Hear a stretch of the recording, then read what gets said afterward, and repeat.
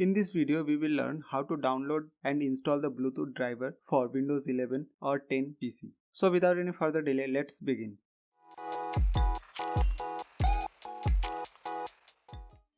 Hello everyone, welcome back to Tech Troubleshoot. First, open your internet browser, type Bluetooth driver in the search box. Now you can see the first link from Intel. Click on it. You will see two download options. For Windows 11 and Windows 10 64-bit, choose the first one. You can get the download links from the description. Click on the download button. Accept the license agreement and the driver download will start. Now right click on the downloaded file and select open.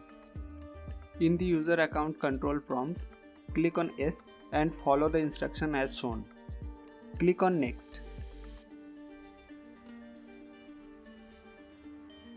Click on next. Check the license agreement and click on next. Choose complete setup type and click on install.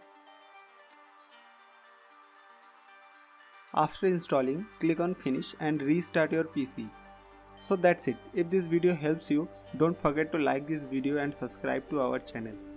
Also share this video with your friends who are facing similar issue.